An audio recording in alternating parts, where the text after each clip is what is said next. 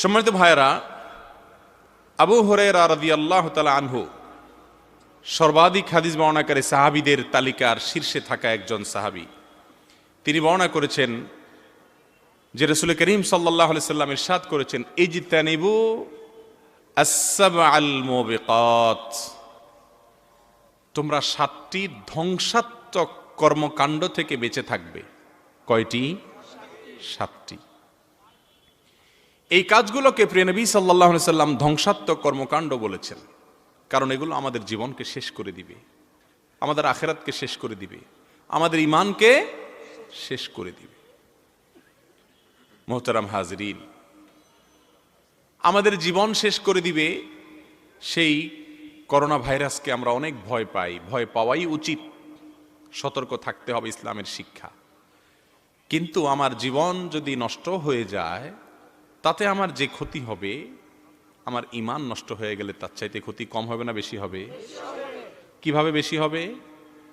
কারণ জীবন তো একসময় নষ্ট হবেই, জীবন তো একসময় শেষ হবেই।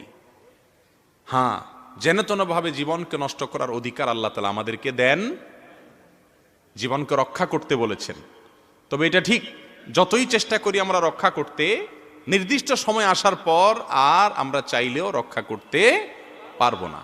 তবে অহেতুক নিজের জীবনকে নষ্ট করার অধিকার আল্লাহ তাআলা আমাদেরকে দেন না। আল্লাহ বলেছেন, লা তাকতুলু আনফুসাকুম, তোমরা নিজেদেরকে শেষ করে দিও না, নিজেদেরকে নজরা হত্যা করে ফেলো না। এই জন্য তো ইসলামে হারাম এবং নিষিদ্ধ কাজের তালিকার মধ্যে কবিরা গুনাহকে, আত্মহত্যাকে যুক্ত করা হয়েছে। তো 7টি ধ্বংসাত্মক বিষয়কের কথা যে রাসূল আকরাম সাল্লাল্লাহু আলাইহি সাল্লাম বলেছেন, সেই 7টি ধ্বংসাত্মক বিষয় একজন ঈমানদারের জন্য সবচেয়ে ভয়াবহ বার্তা। এটাকে বলতে পারি 7 বিপদ সংকেত। ঈমানদারের জন্য 7টি ভয়াবহ বিপদ সংকেত। জানা আছে তো আপনাদের সবাই? জানা নাই, হয়তো খুব অল্প সংখ্যক ভাইদের জানা আছে। ভাইরা আমার, আপনার আমার প্রিয় নবী সাল্লাল্লাহু আলাইহি ওয়াসাল্লাম এত মায়া করে, এত দয়া করে, এত আমাদের প্রতি স্নেহ করে আল্লাহ তাআলা তাকে কি সার্টিফিকেট দিয়েছেন দেখেন, রউফুম বিল মুমিনিন রহিম। হে রাসূল, আপনি ঈমানদারদের প্রতি এত দয়ালু, এত মায়া আপনার, এত সিম্প্যাথি।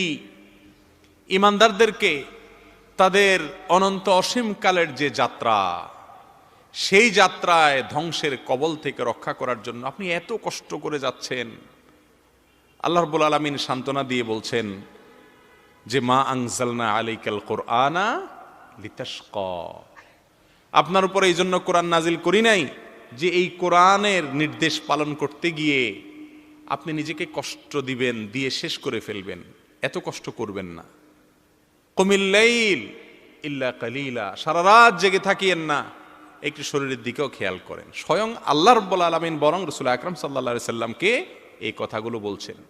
সেই নবী করিম সাল্লাল্লাহু আলাইহি সাল্লাম আপনার আমাকে সাবধান করেছেন, ও আমার উম্মতরা 7টি ধ্বংসাত্মক কাজ থেকে বেঁচে থাকবে। এই কাজগুলো মানুষকে শেষ করে দেয়, ঈমানদারদেরকে শেষ করে দেয়। জানা দরকার আছে কি নাই? আল্লাহ তাআলা আমাদের সবাইকে আমলের নিয়তে শুনে এই 7টি মহাবিপদ সংকেত থেকে বেঁচে থাকার তৌফিক দান করুন। নাম্বার 1, আশ-শিরকু বিল্লাহ। ঈমানদারের জন্য সবচেয়ে বড় বিপদের নাম কি ভাই? শিরক। আর এজন্যই আমাদের কালিমায়ে তাওহীদ বলেন, কালিমায়ে আপনার শাহাদা বলেন, কালিমায়ে তয়্যিবা বলেন, আমাদের কালিমার শুরুর অংশই হলো লা ইলাহা। কোন মাবুদ, যেগুলোকে মানুষ মাবুদ হিসাবে স্বীকৃতি দেয়, এগুলোর কোনটি স্বীকৃতিকে আমি মানি না, এগুলোকে আমি অস্বীকার করি। শিরক থেকে মুক্তির ঘোষণা, এটা হলো শিরক থেকে মুক্তির ঘোষণা। সূরা কাফিরুন, সেখানে বলা হচ্ছে লা আ'বুদু মা তা'বুদুন, অন্যরা যার ইবাদত করে, পুজো করে, আমি তার ইবাদত বা পুজো করব না। এই শিরক এমন একটা অপরাধ যে এই অপরাধের যে বিচার হবে কিয়ামতের দিন, সেই বিচারে কোনো শুনানি হবে না। আল্লাহ রাব্বুল আলামিন তো বান্দার কথা শুনবেন, তাই না? কিয়ামতের দিন এমনকি একজন আরেকজনের অধিকার নষ্ট করেছে, সেখানেও কিন্তু আল্লাহ তাআলা শুনানি আয়োজন করবেন। পাওনাদার এসে বলবে, ইয়া আল্লাহ, অমুক আমার হক নষ্ট করেছেন, আমি বিচার চাই। আল্লাহ তাআলা শুনবেন। হাত দিয়া মুখ দিয়া কি কি অপকর্ম করেছে আল্লাহ তাআলা শুনবেন। শিরক, বিশেষ করে বড় শিরক যেটা, শিরকে আকবার, যেটার কারণে মানুষ ইসলাম থেকে খারিজ হয়ে যায়। একটু আগে আমরা আলোচনা শুনছিলাম, প্রফেসর সাহেব আলোচনা করছিলেন, বহু মুসলমান আমরা আছি জন্মসূত্রে মুসলমান, মুসলমান বাই চান্স জন্মসূত্রে মুসলমান। মুসলমান বাই চান্স হওয়ার কারণে ইসলামটা আমাদের বিনা কষ্টে পাওয়া। বাপমা মুসলমান, তাই আমরাও মুসলমান, এই জন্য ওইটার কোনো কদর আমাদের কাছে। আর যারা মুসলমান বাই চয়েস, সাহাবা একরাম কষ্ট করে ইসলাম গ্রহণ করছেন, অন্য 10টা থেকে ইসলামটাকে বের করে এনেছেন, তাদের ইসলামের জন্য মায়া ছিল, কখন ছুটে যায় কিনা ভয় ছিল। আমাদের এগুলো নিয়ে ভয় নাই। কতবার ইসলাম ছুটে যাচ্ছে, ইসলাম থেকে আমি বের হয়ে যাচ্ছি, ইসলাম ভঙ্গ হয়ে যাচ্ছে, হুঁশ দিস নাই। আমি তো খুব মোচে তেল দিয়ে যাইতেছি যে আখিরাতে কত নেয়ামত আল্লাহ আমার জন্য রেখে দিচ্ছেন, অথচ কত কথার কারণে, কত বিশ্বাসের কারণে ঈমান আমার নষ্ট হয়ে গেছে। আল্লাহ তাআলা আমাদেরকে শিরক থেকে বেঁচে থাকার তৌফিক দান করুন। ভাইরা আমার, শিরকের অপরাধটি এমন অপরাধ যে মুসনাদে আহমদে বর্ণিত হাদিসে রাসূল করিম সাল্লাল্লাহু আলাইহি সাল্লাম বলেছেন, কিয়ামতের দিন আল্লাহ রাব্বুল আলামিনের কাছে শিরকের অপরাধের বিচার যখন উঠানো হবে, এই মামলা যখন উঠানো হবে, সেই মামলার ব্যাপারে আল্লাহ রাব্বুল আলামিন কোনো সুযোগ দিবেন না, কোনো ছাড় নাই, কোনো জামিন নাই। জামিনের অযোগ্য, এমনকি শুনানিরও প্রয়োজন নাই। প্রমাণ আছে, এভিডেন্স আছে, শিরক করেছে, আল্লাহর কাছে সবই প্রমাণ আছে। বিনা হিসাবে অনন্ত অসীমকালের জন্য জাহান্নাম। এই জন্য রাসূল করিম সাল্লাল্লাহু আলাইহি সাল্লাম বিভিন্নভাবে চেষ্টা করেছেন আমাদেরকে বোঝানোর জন্য যে আর যা করো না করো, শিরকটা করিও না, শিরক থেকে বেঁচে থাকার চেষ্টা করো। আল্লাহ রাব্বুল আলামিনের অধিকার হলো আল্লাহর ইবাদত যাই করেন, পরিমাণে যাই করেন, শিরক করবেন না। তখন আল্লাহ তাআলা নিজের উপর আবশ্যক করে নেন ওই বান্দাকে জান্নাতে দেওয়া। ভাইরা আমার, আজ আমাদের সমাজে আমরা নানাভাবে আল্লাহর জায়গায় অন্যদেরকে উপাস্য হিসাবে বসিয়েছি, নানাভাবে। যার কথা অন্ধের মতো মানতে হবে তিনি কে? আল্লাহ রাব্বুল আলামিন। এবং আল্লাহ রাব্বুল আলামিনের পক্ষ থেকে রেকমেন্ডেড হলেন তার রাসূল করিম সাল্লাল্লাহু আলাইহি সাল্লাম। এর বাইরে আমাদের কোনো উস্তাজ, আমাদের কোনো মুরব্বী, আমাদের কোনো শিক্ষক, তাদের যদি কোনো কথা আমি স্পষ্টভাবে দেখতে পাই যে আল্লাহ অথবা তার রাসূল সাল্লাল্লাহু আলাইহি সাল্লামের বিরুদ্ধে গেছে, তারপরেও যদি আমি ওইটাকে ধরে বসে থাকি, তাহলে আমি এই যে অ্যাবসুলেট আনুগত্য, যেটা অন্ধের মতো আনুগত্য, যেটা সারেন্ডার, যেটা এটা আল্লাহর জায়গায় ওই মুরব্বীর জন্য আমি নিবেদন করলাম। শিরক হলো কি হলো না? আল্লাহর জায়গাটা অন্য কাউকে দিয়ে দিলাম, পার্টনার বানাই ফেললাম না? কিন্তু আমরা অনেক সময় খেয়াল করি না। বিশেষ করে আমাদের সাবকন্টিনেন্টের মানুষ, আমাদের মধ্যে ভক্তির পরিমাণ একটু বেশি। ভক্তি যখন বেশি হয়ে যায়, বিবেক তখন বোতা হয়ে যায়। ভক্তির পরিমাণ যখন বেশি হয়ে যায়, বিবেক তখন আর কাজ করে না। এই জন্য ভাইরা আমার, আল্লাহর জায়গায় অন্য কাউকে স্থান দেয়া যাবে না। শিরকের কথা বললে আমাদের মুসলমান ভাইদের মাথায় একটা জিনিস শুধু চলে আসে, সেটা কি? মনে করে হুজুর এত কথা তো বলার দরকার নাই, তো আমরা তো শিরিক করি না আল্লাহর রহমতে। শিরিক করে হিন্দুরা, মূর্তি পূজা করে, আমরা তো মূর্তি পূজা করতেছি না। আমরা মনে করি শুধু মূর্তি পূজা করাটাই কি শিরক। ভাইরা আমার, এই জন্য শিরকের পরিচয়ের শুরুতে আমি বলেছি আল্লাহর জায়গায় অন্য কাউকে স্থান দেওয়া, আল্লাহর জায়গায় অন্য কাউকে স্থান দেওয়া, এটাই কি শিরক। অতএব এই আল্লাহর জায়গায় অন্য কাউকে স্থান দেওয়া বলতে বিভিন্নভাবে হতে পারে। দোয়া করার কথা আল্লাহর কাছে, আপনি সেটা কোনো কবরে, আল্লাহর কোনো বান্দার কাছে, আল্লাহর কোনো গোলামের কাছে যেয়ে চাইলেন, এটা হলো আল্লাহর জায়গায় তাকে কি দেওয়া? স্থান দেওয়া। আমাদের সমাজের একটা সমস্যা হলো, আমি প্রায় সময় বলি, আমাদের দেশে বা বিশেষ করে এরকম থার্ড ওয়ার্ল্ডে, বেশিরভাগ অনুন্নত দেশগুলোতে বা বিভিন্ন দুর্নীতি কম বেশ আছে যে সমস্ত দেশে, সে সমস্ত দেশগুলোতে সামনের দরজা দিয়ে আসলে কিছু হয় না, যা হয় সব পেছনের দুয়ার দিয়ে হয়। আপনি একটা ট্রেনের টিকিট কাটতে যাবেন, সিজনের সময়, ঈদের সময় পাবেন না। কাউন্টারে যাবেন, বলবে নাই, শেষ। কিন্তু পেছনে আছে, একটু টাকা বাড়াই দিলে পিছনে পাওয়া যায়। যেই দেশে সবকিছু সোজা আঙ্গুলে হয় না, আঙ্গুল মাখা করলে হয়, একটু ঘুরাইলে ঘাড়াইলে হয়, মূল জায়গায় নাই, দালালের কাছে পাওয়া যায়, স্যারের কাছে নাই, স্যারের পিয়নের সাথে আলাপ করলে ঠিকই ব্যবস্থা হয়ে যায়, গ্যাটিস ট্যাটিস দিলে হয়ে যায়। সেই দেশে মানুষের চিন্তাধারাও এরকম হয় যে আল্লাহর এত বড় জান্নাত, আরে 200 টাকা দামের ট্রেনের টিকিট, এটাই যদি পাওয়ার জন্য দালাল ধরা লাগে, ভায়া ধরা লাগে, এটাই পাওয়ার জন্য যদি পিয়নের সাথে বোঝাপড়া করা লাগে, গ্যাটিস দেওয়া লাগে, তাহলে এত বিশাল জান্নাত আল্লাহ তাআলা আমাকে কিভাবে দিয়ে দিবে ডাইরেক্ট? অতএব এটার জন্য বোধহয় আল্লাহর কিছু দালাল, আল্লাহর কিছু এজেন্ট, আল্লাহর কিছু এরকম বিশেষ লোকজন আছে বোধহয়, এদেরকে গ্যাটিস ট্যাটিস দিলে, হাদিয়া তোহফা দিলে, পয়সা কড়ি খরচ করলে, এদের সাথে লাইন গেট ক্লিয়ার করলে বোধহয় এরা আল্লাহর কাছে ইশারা দিয়ে পার করে দিবে। এই বিশ্বাস না আমাদের দেশে অনেক ভাইদের? অথচ আল্লাহ রাব্বুল আলামিনের ওখানে কোনো দুর্নীতি নেই, কোনো দুই নাম্বারই নেই। আল্লাহ আহ্বান করছেন, উদউনি আস্তাজিব লাকুম, আমার কাছে তোমরা দোয়া করো, তোমরা দোয়া করো, দোয়া করাও। এই কথা কোরআন এবং হাদিসের কোথাও একটি বারের জন্য আল্লাহ তাআলা বলেন নাই তোমরা দোয়া করাও। করানো বুঝেন তো কোনটা? একটা হলো দোয়া করা, ডাইরেক্ট আল্লাহর কাছে চাইলেন আপনি, আল্লাহ আমাকে দেন। আরেকটা হলো দোয়া চাওয়া, এটাও কোরআন হাদিস দ্বারা বর্ণিত। সাহাবা ইকরাম রাসূল করিম সাল্লাল্লাহু আলাইহি ওয়াসাল্লামের কাছে এসে দোয়া চাইছেন। আবু হুরায়রা রাদিয়াল্লাহু তাআলা আনহু তার মায়ের কাছে এসে বলেছেন, মা, রাসূলের কাছে এসে বলেছেন, ইয়া রাসূলুল্লাহ, আমার মা অমুসলিম, আপনি তার হেদায়েতের জন্য দোয়া করেন। এই জন্য কোন নেককার মানুষের কাছে, ভালো মানুষের কাছে, আলেমদের কাছে, ইমাম সাহেবের কাছে দোয়া চাওয়া দোষের না, এটা হাদিস দ্বারা প্রমাণিত। আরেকটা আছে দোয়া করানো, দোয়া করানো। এই করা আর করানো আর চাওয়া, এই তিনটার মধ্যে পার্থক্য আছে না নাই?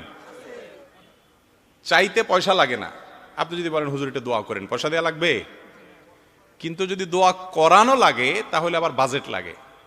এটার জন্য জিলাপি, মিষ্টি, হুজুরের হাদিয়া, গোলাপ জল, আগরবাতি, একটা মোটামুটি বাজেটের প্রয়োজন আছে না নাই? বাজেট এর পরিমাণ যত বেশি হবে, দোয়ার লেন্থ, দোয়ার কোয়ালিটি, দোয়ার সিস্টেম তত উন্নত হবে। পয়সা একটু বাড়ায় দিলে, হাদিয়া তোফা বেশি হলে একটু কান্নাকাটি, একটু সময় নিয়ে দোয়া, এরকম সিস্টেম আমাদের দেশে আছে না নাই বলেন? ভাইরা আমার, কেন এসব ধারণা আমাদের আসছে? কারণ আমরা মনে করি যে এদেশে সব কিছুই হয় পিছনের দুয়ার দিয়ে, সামনের দুয়ার দিয়ে খুব বেশি কিছু হয় না। অতএব আল্লাহটাও বোধ হয় এরকম, যার ভেতরে যা ফাল দিয়ে উঠে তা। ভাইরা আমার, এই সকল ভায়া মিডিয়া বাদ দিয়ে এক আল্লাহর আনুগত্য করা, এক আল্লাহর গোলামি করার তৌফিক আল্লাহ তাআলা আমাদের সবাইকে দান করুন। শিরক, অনেক নামাজি কালামি মানুষও করেন, অনেক ইবাদত গুজার মানুষও শিরকে লিপ্ত হয়ে যান। আর কিছু কিছু শিরক আছে যেগুলো তো আমরা সব মানুষ কম বেশি সমস্ত শিরকে লিপ্ত। এসব শিরকে লিপ্ত হওয়ার কারণে সরাসরি বড় শিরক না এটা, যার কারণে মানুষ কাফের হবে না, কিন্তু এগুলোও এক প্রকারের শিরক, ছোট ছোট শিরক, মানুষ ইমানকে ভেতর থেকে আস্তে আস্তে শেষ করে দেয়। তার ভিতরে একটা হলো নিজের প্রবৃত্তিকে নির্দেশদাতা বানানো। আল্লাহ কোরআনে বলেছেন, আফারাআইতা মান ইত্তাখাযা ইলাহাহু হাওয়া, আপনি কি ওই ব্যক্তিকে দেখেছেন যে ব্যক্তি তার নফসকে, প্রবৃত্তিকে মাবুদ বানিয়েছে? নফস যা বলে, মনে যা বলে সে তা করে। এই রোগটা আমাদের মধ্যে আছে না নাই বলেন? একজন মানুষ আমরা এই রোগ থেকে পরিপূর্ণভাবে মুক্ত। এই জন্য নবীজি দোয়া শিক্ষা দিয়েছেন, আল্লাহুম্মা আতি নাফসি তাকওয়াহা ওয়া যাক্কিহা ওয়া আনতা খায়রু মান যাক্কাহা। আল্লাহ, আমার প্রবৃত্তিকে, আমার নফসকে আপনি তাকওয়া দেন, তার ভিতরে যেন ভয় আসে, আপনি এটাকে পবিত্র করে দেন, আমি যেন প্রবৃত্তির গোলামি না করি, মনে যা চায় তা করা। মনে চাইতেছে এখন মোবাইলে হারাম জিনিস দেখি, কেউ দেখছে না, একাকী আছি, নির্জন কক্ষে আছি, মনে চাচ্ছে, মনের সে চাওয়া পূরণ করলাম, দেখলাম, কেউ দেখলো না, কিন্তু মনের চাওয়াটা আমি চান্সে পূরণ করে নিলাম। তাহলে আমার কথা ছিল আল্লাহর নির্দেশ মানা, আল্লাহর নির্দেশ না মেনে আমি নফসের নির্দেশ মানলাম, তাহলে নফসকে আমি আল্লাহর জায়গায় স্থান দিলাম কি দিলাম না? অনেক মানুষ আছে নিজের স্ত্রীকে আল্লাহর জায়গায় বসায়, স্ত্রী যা বলছে তা। নিজের দলকে আল্লাহর জায়গায় বসায়, দল যা বলছে তা। আল্লাহর নির্দেশে বাইরে গেলেও ওইটাকেই প্রাধান্য দেওয়া। এভাবে বিভিন্ন বস্তুকে আল্লাহর জায়গায় বসায়া আমরা শিরকে লিপ্ত হচ্ছি। আল্লাহ তাআলা আমাদের সবাইকে শিরক থেকে বেঁচে থাকার তৌফিক দান করুন। তাহলে 7টি ধ্বংসাত্মক বিষয়ের মধ্যে 1 নম্বর হলো আল্লাহর সঙ্গে কি করা ভাই? শিরক করা। ইন্নাল্লাহা লা ইয়াগফিরু আন ইউশরাকা বিহি, আল্লাহর সঙ্গে শিরক করা হলে আল্লাহ সেটা মাফ করবেন না। ওয়া ইয়াগফিরু মা দুনা যালিকা লিমান ইয়াশা, শিরকের চাইতে ছোট যেগুলো, পরের যেগুলো, সেগুলো আল্লাহ যাকে ইচ্ছা তাকে চাইলে মাফ করবেন, যাকে ইচ্ছা তাইলে তাকে শাস্তি দিবেন। আল্লাহ তাআলা তার রাসূলকে বলতেছেন, ওয়ালাকাদ উহিয়া ইলাইকা ওয়া ইলাল লাযিনা মিন ক্বাবলিক, হে রাসূল আপনি এবং আপনার পূর্বের সমস্ত নবী রাসূলদের জন্য একটি কমন অর্ডার জারি করা হয়েছে। কমন অর্ডার, এক এক নবীর শরীয়তে এক একটা হালাল, এক একটা হারাম, কিন্তু এই অর্ডারটা সকল নবীর শরীয়তে কমন ভাবে জারি করা হয়েছে, নির্দেশ দেওয়া হয়েছে। কি? লা ইন আশরাকতা লা ইয়াহবাতান্না আমালুক, যদি আপনি শিরকে লিপ্ত হয়ে যান, রাসূলকে আল্লাহ তাআলা বলতেছেন লা ইন আশরাকতা, হে রাসূল আপনি আমার রাসূল হয়েও যদি আপনি শিরকে লিপ্ত হন, তিনি শিরকে লিপ্ত হবেন না, আল্লাহ জানেন, এটা বোঝানোর জন্য বলেছেন। যদি আপনিও শিরকে লিপ্ত হন, লা ইয়াহবাতান্না আমালুক, আপনার সমস্ত নেকামল যা করেছেন শিরক করার আগ পর্যন্ত সবগুলো ক্যান্সেল হয়ে যাবে, সব ডিলিট হয়ে যাবে। এত ডেঞ্জারাস বড় অপরাধ হলো এই শিরকের অপরাধ। আল্লাহ তাআলা আমাদেরকে শিরক থেকে বেঁচে থাকার তৌফিক দান করুন। ইবাদত শুধুমাত্র আল্লাহর করব, আনুগত্য, একচ্ছত্র আনুগত্য যেটা, সেটা অন্ধের মতো আনুগত্য যেটা, সেটা একমাত্র কার করব? আল্লাহর করব। আর দোয়া, প্রার্থনা, চাওয়া এসব কার কাছে চাইব? আল্লাহর কোন ওলি, আল্লাহর কোন বুজুর্গ, আল্লাহর কোন নেককার বান্দা যদি দুনিয়া থেকে চলে যান অথবা সামনে উপস্থিত না থাকেন, অদৃশ্যভাবে কোন আল্লাহর প্রিয় মানুষও আমাদের সাহায্য করতে কারো করার ক্ষমতা আছে? কারো কোনো ক্ষমতা নেই। সকল ক্ষমতার মালিক কে? অতএব আল্লাহর নেককার বান্দাদের কারামত সত্য। আল্লাহর নেককার বান্দাদের কারামত কি? কারামাতুল আউলিয়া এ হাক্কুন। আল্লাহর প্রিয় বান্দাদের, আল্লাহর ওলিদের, বুজুর্গদের, যারা হারাম থেকে বেঁচে থাকে, হালালের পথে চলে, সুন্নাত মোতাবেক চলে, রাসূলের পদ্ধতিতে চলে, বেদাত করে না, শিরক করে না, এরা হলেন আল্লাহর ওলি। এই আল্লাহর ওলিদের মাধ্যমে আল্লাহ তাআলা অলৌকিক কিছু ঘটিয়ে দিতে পারেন, এটি সত্য, আহলে সুন্নাত জামাতের আকীদা। এজন্য কোন আল্লাহর ওলি তার মাধ্যমে এমন কিছু ঘটে গেল যেটা আসলে হওয়ার কথা না, অস্বাভাবিক, অলৌকিক, এটা হতে পারে, কিন্তু এটা ঘটানোর ক্ষেত্রে আল্লাহর ওই ওলি বা ওই বুজুর্গের কোনো হাত বা ক্ষমতা, এটা স্বয়ং আল্লাহ রাব্বুল আলামিন চাইলে তার ইজ্জত বাড়ানোর জন্য, তাকে মর্যাদা দেওয়ার জন্য তার মাধ্যমে এটা ঘটিয়ে দেন। তিনি নিজেও জানেন না যে এটা ঘটবে। ইউনূস আলাইহিস সালামের ঘটনা দেখেন, আল্লাহ কোরআনে উল্লেখ করেছেন। তিনি বলেছেন যে তোমরা আমার কথা মানো নাই, এত সময়ের পরে আল্লাহর আযাব আসবে। আগে থেকে আল্লাহ তাকে বলেন না, আল্লাহর আযাব তো অবশ্যই আসবে অবাধ্যদের প্রতি, কিন্তু আল্লাহর সাথে বোঝাপড়া করা ছাড়া, আল্লাহর অনুমতি ছাড়া নিজে থেকে বলে দিচ্ছেন, হ্যাঁ দেখবা তোমরা অলৌকিক কিছু ঘটবে। আল্লাহ তাআলা জিনিসটা কি ভালোভাবে নিয়েছিলেন? কেন? এর উত্তর হলো যে অলৌকিক সমস্ত ক্ষমতা একমাত্র একচ্ছত্র ভাবে কার নিয়ন্ত্রণে? আল্লাহ রাব্বুল আলামিনের নিয়ন্ত্রণে। এজন্য কোন আল্লাহর নেককার বান্দাকে আশ্রয়ের জন্য তার কাছে চাওয়া এটা জায়েজ নাই। কিছুদিন আগে একটা ভিডিও ফুটেজ শুনছিলাম, এখনো আমার মোবাইলে আছে, একজনে পাঠাইছে, যে একজন হুজুর ওয়াজ করছেন যে জাপান থেকে একটা জাহাজ নিয়ে বাংলাদেশে আসছেন কেউ, সে জাহাজ ডুবে যাচ্ছে। যখন ডুবে যাচ্ছে সঙ্গে সঙ্গে ওই জাহাজের লোক বলছেন যে এই এলাকায় কোনো আল্লাহর ওলি আছে কি না, যে আমাকে একটু রক্ষা করবে। তখন সে আল্লাহর ওলির স্মরণ করছে। আল্লাহর ওলি এই আওয়াজ আবার শুনতে পাইছেন, পাইয়া আপনার রশি দিয়া ফুল গাছের সাথে বেঁধে টান দিছেন, ওই জাহাজ আস্তে আস্তে আস্তে কিনারা চলে আসছে। ওই লোক কিনারায় নেমে অলিকে খুঁজতে বের হয়েছেন, খুঁজতে খুঁজতে খুঁজতে পাইয়া গেছেন এলাকায় একজন অলি। এরপর আয়সা সে অলির কদমে পড়ে গেছেন। এটা কি ইমানের কথা না শিরিকের কথা? বিপদে পড়লো কি আল্লাহর অলিকে ডাকার কথা না আল্লাহকে ডাকার কথা? আল্লাহকে ডাকার কথা। ভাইরা আমার, আগেই বলেছি, আল্লাহর ওয়ালিদের দ্বারা, নেককারদের দ্বারা অলৌকিক কিছু ঘটে যেতে পারে, এটা অস্বাভাবিক না, এটা সত্য। কোনো অলৌকিক ঘটনা পেলেই সেটা নিয়ে হাসি তামাশা করার সুযোগ নেই, তবে প্রমাণিত হতে হবে যে সেটা কারামত, শয়তানি না, মিথ্যা বানোয়াট গাল গল্প না, এটা নিশ্চিত হতে হবে। এটা নিশ্চিত হলে অবশ্যই ইনশাআল্লাহ আল্লাহর ওয়ালিদের কারামতকে বিশ্বাস করা জরুরি। তবে এই যে বিপদে পড়ার পরে ওলির স্মরণ, বিপদে পড়ার পর কি ওলির স্মরণ না আল্লাহর স্মরণ হবে? ওই যে আমাদের চিন্তাধারা যে না বস দিয়ে হবে না, পিয়ন লাগবে, আল্লাহ না, আল্লাহর ওলি লাগবে। এই জন্য বিপদে পড়লে কার কাছে চাইবো আমরা? রাসূল করিম সাল্লাল্লাহু আলাইহি ওয়াসাল্লাম তার একজন সাহাবীকে বলেছেন, ওয়াইদা সাআলতা ফাসআলিল্লাহ ওয়াইদা ইসতাআনতা ফাসতাইন বিল্লাহ। শোনো, তুমি যদি কিছু চাইতে হয় তো আল্লাহর কাছে চাইবা, না ওলির কাছে চাইবা? ওয়াইদা ইসতাআনতা, বিপদে পড়েছ, সাহায্য দরকার, কার কাছে সাহায্য চাইবা? আল্লাহর কাছে। সরাসরি কেউ সামনে আছে, একজন আপনাকে ফিজিক্যালি সাহায্য করছেন, এটা ভিন্ন বিষয়, কিন্তু একজন হাজার হাজার মাইল দূরে আছে, আপনার বিশ্বাস হলো তিনি ওখান থেকে আমাকে দেখেন, কন্ট্রোল করেন, সাহায্য করতে পারেন, এই বিশ্বাসটা ইসলামের সঙ্গে যায় না। হ্যাঁ, আল্লাহ তাআলা তাকে দেখিয়ে দিতে পারেন দূর থেকে অলৌকিকভাবে, সেটা বিচ্ছিন্ন ঘটনা, তার নিয়ন্ত্রণে না। তো এরকম বিভিন্নভাবে আমাদের মধ্যে শিরক আছে না নাই বলেন? যে জিনিসটা গায়েবের মালিক কে? এখন অনেকে মনে করে যে অনেক বুজুর্গ, অনেক পীর সাহেব, অনেক আল্লাহর ওলি, তাদের গায়েবের ক্ষমতা তারা রাখেন, এরকম বিশ্বাস আছে না নাই বলেন?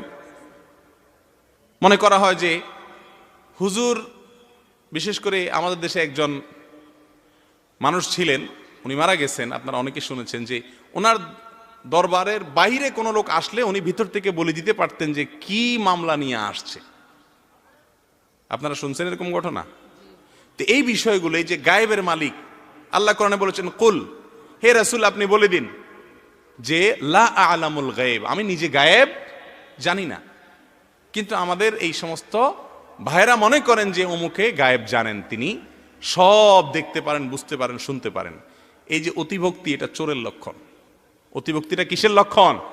আরে ভাই, আল্লাহর নেককার বান্দাদের কাছে যাবেন, আল্লাহর ওলিদের কাছে যাবেন সোহবত নেয়ার জন্য, সান্নিধ্য নেয়ার জন্য। আল্লাহ বলেছেন, ইয়া আইয়ুহাল্লাযীনা আমানুত্তাকুল্লাহ ওয়া কুনু মাআস সাদিকিন, ভালো মানুষদের সাথে থাকবেন ভালো হওয়ার জন্য। এখন শর্টকাট ওয়ে খোঁজেন যে ওনাদের গেটিস পেটিস দিবেন আর আপনাকে পার করে দিবে আল্লাহর কাছে। পার করার কোনো ক্ষমতা আছে কারোর? ভাইরা আমার, কত মানুষকে এরকম মিথ্যা ওয়াদা করতেছে যে কিয়ামতের ময়দানে পার করে দিবে, ঘর বাড়ির সব বিক্রি করে ওই বুজুর্গের হাতে দিয়ে আসতেছে যে উনি আল্লাহর কাছে কি করে দিবে? পার করে দিবে। অথচ যারা হক এবং সত্যপন্থী তারা বলেন যে না, কিয়ামতের দিন পার করার ক্ষমতা কারোর হাতে। স্বয়ং মুসা আলাইহিস সালাম যেখানে বলবেন ইয়া নাফসি ইয়া নাফসি, অন্য নবীরা ইয়া নাফসি ইয়া নাফসি বলবে, সেখানে বাংলাদেশের কোন মানুষ, কোন আল্লাহর ওলি বা কোন নেককার আমাদেরকে আখিরাতে পার করার ক্ষমতা রাখেন? আমরা তাদের কাছে যাব, কোরআন হাদিস অনুযায়ী তারা আমাদেরকে শিখান, ওলামারা আমাদেরকে যেন পথ নির্দেশ করেন। ওনাদের মন গড়া কথা না, কথা হবে কার? আল্লাহ এবং তার রাসূলের। আল্লাহ তাআলা আমাদের সকলকে আল্লাহর একচ্ছত্র গোলাম হওয়ার তৌফিক দান করুন, শিরক মুক্ত ঈমান আমাদের ভিতরে ধারণ করার তৌফিক দান করুন। তাহলে 7টি ধ্বংসাত্মক বিষয়ের 1 নম্বর হলো শিরক করা। 1 নম্বরটা কি ভাই? শিরক করা। আমি আবারও বলছি, কেউ নিশ্চিন্ত হয়ে যাবেন না। অনেক ভাইরা মনে করেন শিরক নিয়ে বহু ওয়াজ শুনছি, আলহামদুলিল্লাহ তাওহীদ আর শিরক সম্পর্কে আমার ধারণা আছে, আমি বেঁচে থাকি, আমি কোনো মানুষের সিজদা করি না, আমি কোনো মাজারে পূজা করি না। ভাইরা আমার, আপনি হয়তো অন্যভাবে শিরক করেন। শয়তান আপনাকে এই পথে নিবে না, শয়তান জানে আপনি এই পথ সম্পর্কে সচেতন, আপনাকে দিয়ে অন্য আইটেমের শিরক করাবে, নফসের শিরক করাবে, আরো বিভিন্ন আইটেমের শিরক করাবে। এই জন্য শিরক থেকে বেপরোয়া হওয়া যাবে না। দোয়া শিক্ষা দিয়েছেন নবী সাল্লাল্লাহু আলাইহি ওয়াসাল্লাম, যত সম্ভব আবু বকর রাদিয়াল্লাহু তাআলা আনহুকে, আল্লাহুম্মা ইন্নী আউযু বিকা আন উশরিকা বিকা ওয়া আনা আ'লাম ওয়া আস্তাগফিরুকা লিমা লা আ'লাম। অনেক ভাইরা আছেন মনে করেন যে আমি সহিহ আকীদার মানুষ, আমি কোরআন হাদিস অনুযায়ী শিরক টিরিক আমি বুঝি, মাশাআল্লাহ, এক ধরনের আত্ম অহংকার বা আত্মতৃপ্তি টাইপের চলে আসে। শিরকের আলোচনা আসলে কথাই শুনতেছে না, বলে হুজুর আরে শেখ এগুলো জানা আছে আমাদের, আল্লাহ ফজলে, আপনি কারে কি বলতে আসছেন? এই টাইপের লোক আমরা আসি না নাই বলেন? আরে ভাই, আমাদেরকে এগুলো শুনতে আসছেন? শিরকের ওয়াজ শুনতে শুনতে জীবন শেষ আমাদের, আল্লাহর রহমতে। কত কোর্স করছি তাওহীদের উপরে, এই রোগ আছে না নাই আমাদের মধ্যে? ভাইরা আমার, এগুলো ইবলিস আমাদের মধ্যে আত্মতৃপ্তি আনে। সাহাবীদেরকে দেখেন দোয়া শিক্ষা দিচ্ছেন নবী সাল্লাল্লাহু আলাইহি ওয়াসাল্লাম, আল্লাহুম্মা ইন্নী আউযু বিকা আন উশরিকা বিকা ওয়া আনা আ'লাম। আল্লাহ, আমার জ্ঞাতসারের শিরক থেকে আপনার পানাহ চাই। ওয়া আউযু বিকা, আল্লাহুম্মা ইন্নী আউযু বিকা আন উশরিকা বিকা ওয়া আনা আ'লাম ওয়া আস্তাগফিরুকা লিমা লা আ'লাম। আর আমার অজান্তে কোনোভাবে শিরক হয়ে যায় কিনা সেখান থেকে আপনার কাছে কি চাই? পানাহ চাই। অতএব আত্মতৃপ্তি আনা যাবে। আল্লাহ তাআলা আমাদের সবাইকে শিরক থেকে বেঁচে থাকার তৌফিক দান করুন। সেহের, জাদু, ধ্বংসাত্মক কর্মকাণ্ডের মধ্যে থেকে দ্বিতীয়টা হলো কি? জাদু করা। জাদুকরের আশ্রয় নেওয়া, শত্রুতা উদ্ধার করার জন্য বা কোনো ভালো উদ্দেশ্যেই কোনো জাদুর আশ্রয় নেওয়া, এটা কবিরা গুনাহ। সারা পৃথিবীর কোনো মাযহাবের, কোনো চিন্তার, কোনো থটের, কোনো দেশের, কোনো আলেমের দ্বিমত নাই যে জাদু করা, জাদুকরের সাহায্য নেওয়া, জাদুকরের আশ্রয় নেওয়া, জাদুর মাধ্যমে কোনো কাজ উদ্ধার করার চেষ্টা করা হারাম। শুধু হারাম নয়, বিশুদ্ধ মত অনুযায়ী ঈমান থেকে খারিজ হওয়ার মতো, ঈমান ভঙ্গকারী বিষয়গুলোর মধ্য থেকে একটা হলো কি করা? জাদুর আশ্রয় নেওয়া। ভাইরা আমার, আজকালে জাদুর সমস্যা এত বেশি যে ঘরে ঘরে জাদুর সমস্যা শুরু হয়েছে। ইন্দোনেশিয়াতে এটার সমস্যাটার পরিমাণটা অনেক বেশি। কথায় কথায় মানুষ জাদুর আশ্রয় নেয়, জাদুকরদের কাছে চলে যায়, পয়সা কড়ি দিয়ে। একজনের সাথে আরেকজনের শত্রুতা আছে, তো সেই শত্রুতা বৃদ্ধি করে একজনকে শেষ করে ফেলানোর জন্য জাদু করে, অথবা একজন আরেকজনকে পেতে চায়, দূরত্ব আছে, দূরত্ব কমানোর জন্য জাদুর আশ্রয় নেয়। পারিবারিক হিংসা বিদ্বেষ থেকে একজন আরেকজনের, কোনো মেয়েকে বিয়ে করতে চাইছে, বিয়ে হয় নাই, তো জাদুর মাধ্যমে তার ক্ষতি করার চেষ্টা করে। এগুলো বাংলাদেশে এখন অহরহ হয়ে গেছে। দুষ্ট জিন, কাফের জিনদের আশ্রয় নেয়, তাদের মাধ্যমে একজন আরেকজনকে জাদু করে। আল্লাহ রাব্বুল আলামিন আমাদের প্রিয় নবী সাল্লাল্লাহু আলাইহি সাল্লামকেও পরীক্ষায় ফেলেছিলেন, তাকেও জাদু করা হয়েছিল। লাবিদ ইবনে আসম নামে একজন ইহুদি আমাদের প্রিয় নবীজিকে জাদু করেছেন। কি দিয়া? তার মাথার চুল দিয়া। জাদুকররা চুল অথবা শাড়ির আঁচল, এরকম কোনো কাপড় চোপড় এগুলা নেয়, পুরান কাপড় চোপড়, ব্যবহৃত কাপড় নেয়, এগুলো পরে কুফরি মন্ত্র পড়ে জাদু করে। আল্লাহ রাব্বুল আলামিন এই জাদুর মধ্যে প্রভাব রেখেছেন, জাদুর মধ্যে প্রভাব রেখেছেন। জাদুর মাধ্যমে মানুষের ক্ষতি কেউ চাইলে করতে পারে, আল্লাহ তাআলা সেই ছাড় দিয়ে রেখেছেন। এটা পরীক্ষা। কোরআন কারীমে আল্লাহ তাআলা বলেছেন জাদুর সম্পর্কে যে তোমরা জাদু শিখে, জাদুর আশ্রয় নিয়ে কুফরি করবা না। কিন্তু আমাদের সমাজে অনেক মানুষ এখন সেটা করছেন। ভাইরা আমার, জাদুটা হলো দোয়ার হুবহু বিপরীত। দোয়া হলো আল্লাহর কাছে আশ্রয় চাওয়া।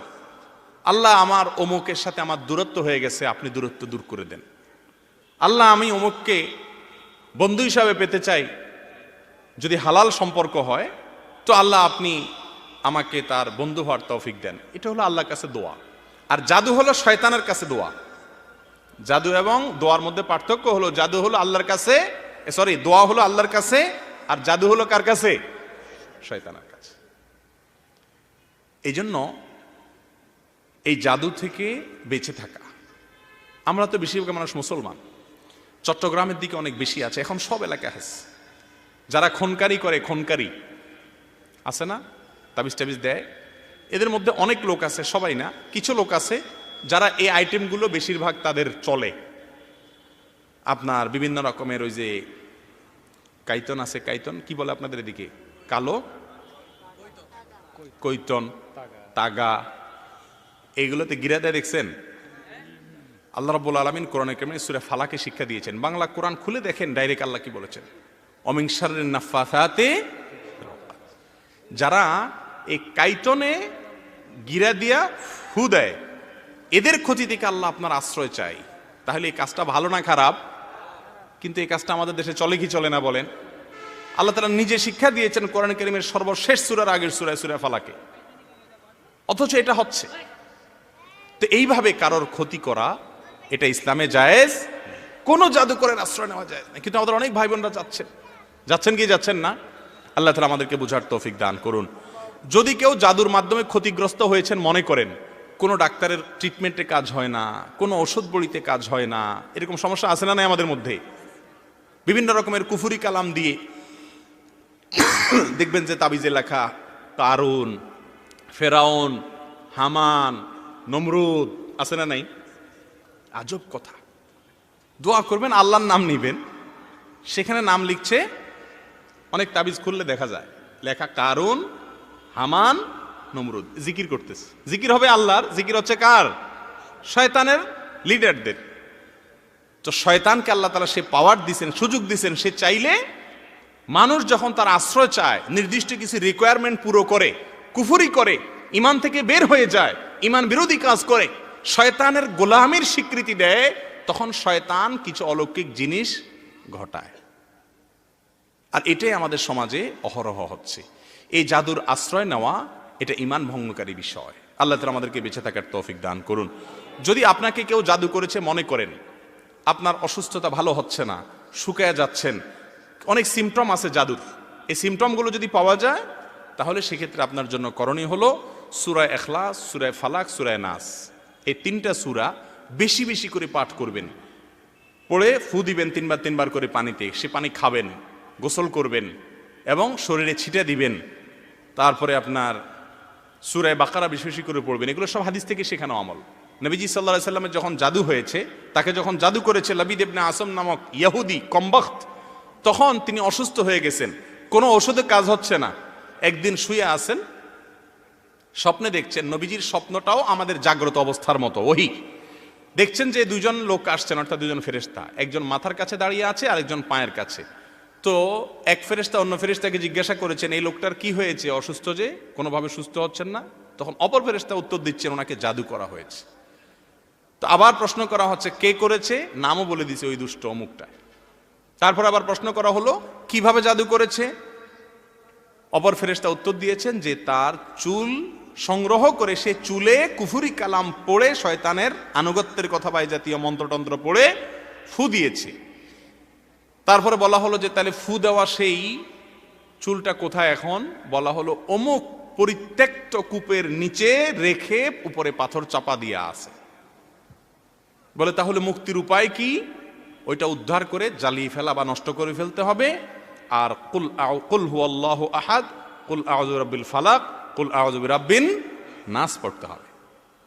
এই জন্য যারা সকাল সন্ধ্যায় আমলগুলো নিয়মিত করে, 3 বার সূরা ইখলাস, 3 বার সূরা ফালাক, 3 বার সূরা নাস, সকালে 3 বার, সন্ধ্যায় 3 বার, আর প্রত্যেক ওয়াক্ত সালাতের পরে একবার, রাত্রে শোয়ার সময় 3 বার, মোট 3 টাইম, শোয়ার সময়, সকাল সন্ধ্যা, আর প্রত্যেক নামাজের পরে। যখন পড়বেন এই নিয়ত করে পড়বেন, ওই যে ওয়ামিন শাররিন নাফাসাতে ফিল উকাদ, এটা যখন পড়বেন, আল্লাহ যারা এই জাদু টাদু করে বেড়ায় তাদের ক্ষতি থেকে আপনার আশ্রয় চাই, ইনশাআল্লাহ আল্লাহ তাআলা আমাদেরকে হেফাজত করবেন। তাহলে ধ্বংসাত্মক গুনার ভিতরে একটা হলো সেহের বা জাদু। জাদু বলতে আবার আজকাল আমাদের দেশে ওই যে হাতের ভেলকি, যেটাকে ম্যাজিক বলে, ম্যাজিক, এটাকে আমরা অনেক সময় কি বলি, জাদু বলি। এটা সেই জাদু না, কিন্তু আবার ওইটা ম্যাজিক, হাতের চালাকি আছে না, একটা পয়সা দুইটা হয়ে যায়, আরো কি কি আছে না, হ্যাঁ কি, ও কি কবুতর হয়ে যায়, এরকম উল্টাপাল্টা অনেক ম্যাজিক টাইপের জিনিস দেখানো হয় না, ম্যাগাজিন অনুষ্ঠানগুলোতে দেখানো হয়। তো এগুলো হলো হাতের ভেলকি, চালাকি, আসলে বাস্তবে কিছু না, এটা হলো চালাকি। মগের তলায় কথার কথা পয়সা আরেকটা রাখা আছে, তো মগ চাপা দিছে, উঠে ফেলছে, দুইটা হয়ে গেছে, আসলে ওখানে একটা আঠা ছিল, কোনোভাবে ওইটা সরাইছে, কোন একটা কৌশল আছে। তো এটা সেই জাদু না, এটা সেই জাদু না। কোরআন হাদিসে যে জাদুকে হারাম করা হয়েছে, এটা হলো মন্ত্র পড়ে ক্ষতি করা, ওইটার বাস্তবতা আছে।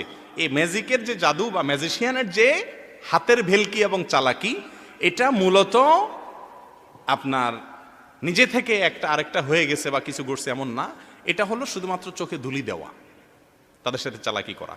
এটা হারাম হবে না। এই ম্যাজিশিয়ানের যে ম্যাজিক দেখানো, এটা চালাকি করা, এটা মজা করা, এটা হারাম হবে না, কারণ এখানে কাউকে সে অর্থে প্রতারণা করা হয় না, এবং যাদের সামনে দেখানো হয় তারা সবাই জানে যে এটার একটা গোমর আছে, শুধু চালাকিটা জানে না মানুষ। অতএব এটা সে অর্থে হারাম হবে না ইনশাআল্লাহ। তাহলে ভাই, ধ্বংসাত্মক কাজের মধ্যে দ্বিতীয়টা হলো জাদু। আপনাদের অনেককে দেখবেন যে এখন, এক সময় গ্রামে ছিল, এখন গ্রাম নাই, শহরেও আছে, যে কথার কথা আপনার ছেলে বিয়ে করাইছে, এগুলো এখন ঘরে ঘরে হয়ে গেছে। ছেলে শুধু বউটার কথা শুনে, বউ যদি ডানে যায় তো ডানে যায়, বামে বললে বামে যায়, বউর কথার বাইরে আর কোথাও সে যেতে চায় না। তো এবার মা চলে যায় কোনো খনকারের কাছে, যা বলে হুজুর বা খনকার সাহেব এটা তাবিজ দেন। এই তাবিজটা কিসের তাবিজ বলে? একটা তো আপোষের, এটা কি? এটা হলো ছাড়ানো, বিচ্ছেদ। সেহেরের মূল কাজই হলো বিচ্ছেদ। মূল কাজই হলো কি? বিচ্ছেদ। কোরআন কারীমে আল্লাহ তাআলা সেই বিবরণী দিয়েছেন, বিশেষ করে স্বামী স্ত্রীর মধ্যে বিচ্ছেদ। তো দেখা যায় যে জাদুর পরে আসলেই বিচ্ছেদ হয়ে যায়, অহরহ ঘটনা আছে। আবার অনেক সময় দেখা যায় যে বিচ্ছেদ না, প্রণয়, এই প্রণয়ের জন্য, আপোষের জন্য এরকম বিভিন্ন তাবিজের আশ্রয় নেওয়া হয়। কোন তাবিজ কবজ দিয়ে কোন মানুষের মধ্যে আপোষ করানো, কোন মানুষের মধ্যে বিচ্ছেদ করানো ইসলামের শিক্ষা না, এগুলা শয়তানের শিক্ষা। কিন্তু আমাদের সমাজে আছে না নাই? এগুলা বেশিরভাগই, এগুলোর পেছনে জাদুর ভূমিকা থাকে। আল্লাহ রাব্বুল আলামিন আমাদেরকে বেঁচে থাকার তৌফিক দান করুন। তাহলে এই হারাম কাজটাও তলে তলে আমাদের ভেতরে কম বেশ আছে না নাই? এটাও ধ্বংসাত্মক। নবীজির ভাষায় মোবেক, মোহলেক, ধ্বংসাত্মক। আমাদের আখিরাতকে শেষ করে দিবে, একদম মেসাকার হয়ে যাবে, সমস্ত আমল সব বরবাদ হয়ে যাবে, কোনো কাজে আসবে না। নাম্বার 3, ওয়াকাতলুন নাফসিল্লাতী হারামাল্লাহু ইল্লা বিল হক। যে মানুষ হত্যা করতে আল্লাহ নিষেধ করেছেন, অন্যায়ভাবে কোনো মানুষ হত্যা করা, অন্যায়ভাবে কোনো মানুষ হত্যা করা। এই ওয়াজ শোনার পরে আপনারা বলবেন যে এটা আমাদেরকে বলার দরকার নেই। আলহামদুলিল্লাহ, আমরা বেশিরভাগ মানুষ খুনি না। খুনি হওয়া এটা অনেক ডেঞ্জারাস ব্যাপার স্যাপার। আমরা খারাপ হইতে পারি, চুরিদারি করি, মিথ্যা কথা বলি, দুর্নীতি করি, তিন চুরি গম চুরি করি, হ্যাঁ, চিটারি বাটপারি করি, প্রতারণা করি, গালিগালাজ করি, গীবত শাকায়েত করি, তলে তলে সিনেমা দেখি, মোবাইলে হারাম জিনিস দেখি, ইউটিউবে হারাম জিনিস দেখি, তাই বলে মানুষ খুন করি না। ওরে বাবা, এত বড় কলিজা আমাদের নাই। ভাইরা আমার, কিছু কিছু মানুষ খুন আছে যেগুলো আমরা সবাই করি বা অনেকেই করি। অনেক আমি উদাহরণ দিতে পারি, শুধু একটা দেই। বিবাহিতরা সন্তান গর্ভে আসার পর অসতর্কতাবশত গর্ভে সন্তান এসে গেছে, ভ্রূণ নষ্ট করার প্রবণতা আমাদের দেশে আছে না নেই? মেডিসিন দিয়ে যে কোনোভাবে গর্ভপাত করা। প্রাণ যদি সঞ্চারিত হয়ে যায় গর্ভস্থ সন্তানের মধ্যে, প্রাণ এসে যায়, তাহলে সে প্রাণী, সে মানুষ। তখন কোনো মেডিসিন দিয়ে ওই প্রাণকে নষ্ট করা, মাতৃগর্ভের সন্তানকে শেষ করা, এটা মানুষ হত্যা। এটা কি? মানুষ হত্যা। এটাকে কি সাধারণ মানুষ আমরা মানুষ হত্যা মনে করি? রাস্তায় একজন মানুষকে খুন করে আসলে আমরা মনে করি ওরে আল্লাহ কত খারাপ মানুষ। কিন্তু মেডিসিন দিয়ে মাতৃগর্ভের সন্তান নষ্ট করা হচ্ছে অহরহ, হাজার হাজার লক্ষ লক্ষ। সেই ব্যাপারে আমাদের কোনো অপরাধ বোধ নেই। আজ যারা আমাদেরকে মানবতার সবক দেয় সকাল বিকাল, আছে না একটা গ্রুপ মানবতাবাদী, সবক শিখে আমাদেরকে, মুসলমানদের মানবতার সবক শিখে। আরে বেটা, মানবতার সবক দুনিয়াতে আনছে আমাদের রাসূল সাল্লাল্লাহু আলাইহি ওয়াসাল্লাম। তোদের 14 গোষ্ঠী মানবতার নাম শোনার আগে থেকে মানবতার দীক্ষা দিয়ে গেছে আমাদেরকে। আমরা এখন কুলাঙ্গার হয়ে গেছি তাদের।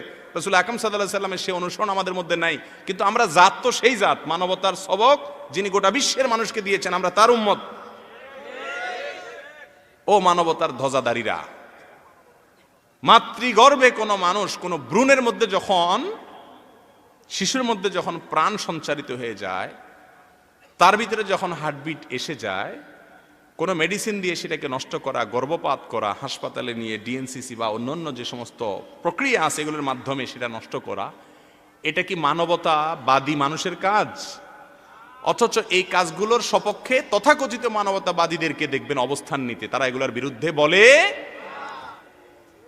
ইসলামই হলো সবচেয়ে বড় মানবতাবাদ, যে মাতৃগর্ভে থাকতে মানুষের প্রাণের মূল্য দেওয়ার কথা ইসলাম বলে।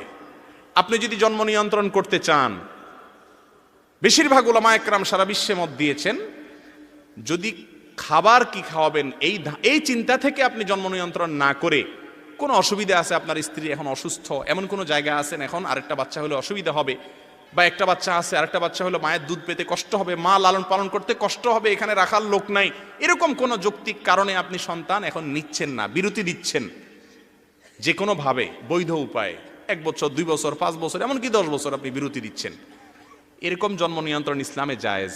স্থায়ীভাবে লাইগেশন সহ যে সমস্ত পদ্ধতি সেগুলো হারাম। আবার জন্ম নিয়ন্ত্রণ যদি আপনি করেন এ উদ্দেশ্যে যে কি খাওয়াবো, এখন বেতন কম, তাহলে সেটাও হারাম।